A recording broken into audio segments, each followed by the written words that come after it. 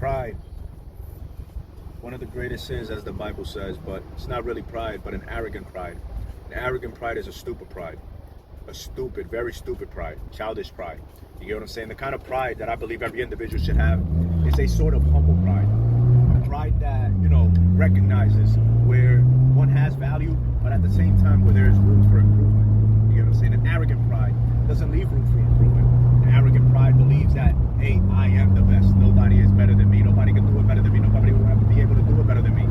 And so you fail to see where there's room for improvement. Where does this come from? I just seen some guy driving around in a beautiful Jeep, sipping on wine in a wine cup.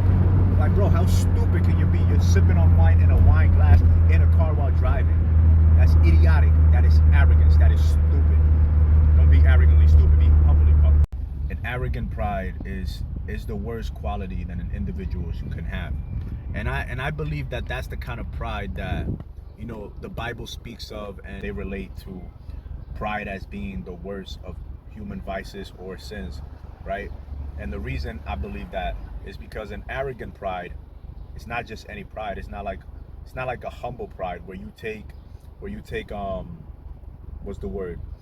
You take a sense of pride in the fact that you can do something well, but you also understand that others can potentially do it as well as you, if not better, if you don't apply yourself, if you don't see where you can improve, right? Whereas an arrogant pride is more like it's like a stupid arrogance. It's like a stupid individual that doesn't understand where he stands to improve and where he thinks that he's already perfect, that there's no room for improvement. And that's where arrogance, you know what I'm saying, is dangerous, right? Being an arrogantly prideful individual is dangerous because you don't see where there's room for improvement in your character, in your personality, in the way that you behave, in your actions, in your thoughts, and in your feelings. And the same can be said for an overly humble person. An overly humble person is always feeling as though they are beneath everybody. Humility is good, but being too humble is not. You know what I'm saying? And this is also where religion may fail a lot of individuals, where it will teach and reinforce this kind of humility to where it doesn't allow individuals to feel a sense of pride, a sense of confidence and self-validation in oneself, and always seek for validation from external sources. So pride and humility, they are positives, but they also have their negatives. And the negative of a prideful person is arrogance, not pride, arrogance. An overly arrogant person is an insubordinate and individual that you do not want to have around.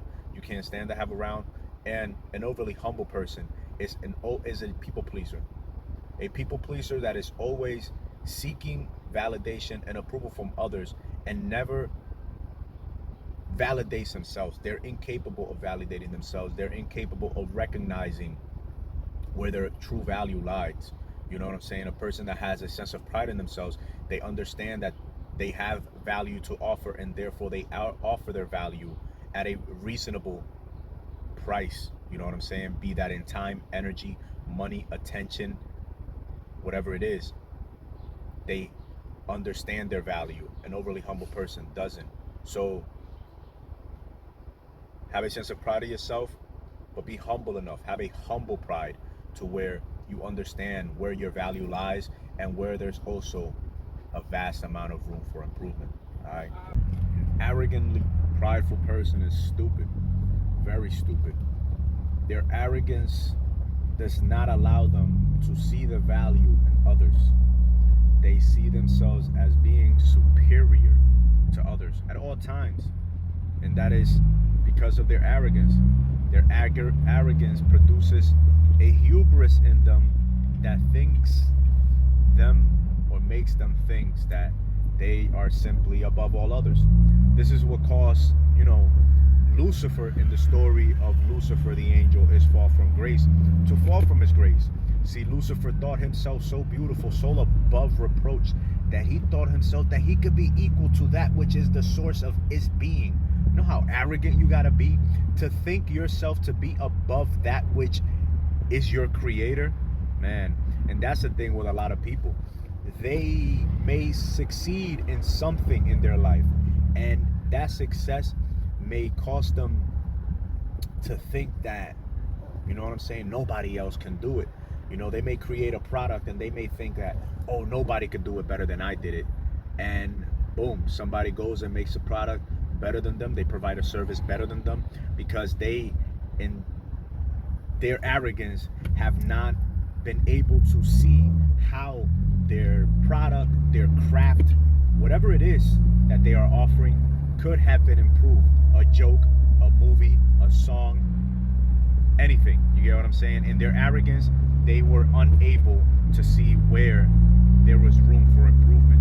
And so they also don't see where others can do the same. You know what I'm saying? They lack the capacity to see how others can improve, how they themselves can potentially make others even better. You get what I'm saying? Their arrogance is also a jealous, produces jealousy, and it produces hate. You know what I'm saying? I might want to see you doing good, but I don't want to see you doing better than me. You get what I'm saying? That's the problem with people that are arrogantly prideful. You get what I'm saying? Just as those that are overly humble, they can't see they might see the value in others, but they can't see the value in themselves. So, family, aim for a humble pride.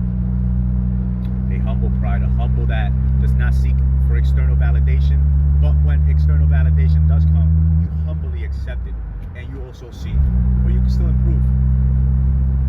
Recognize your value, but you see where and how you can become more valuable. So, other than that, that's all I got on pride, humility, arrogance, so on and so forth.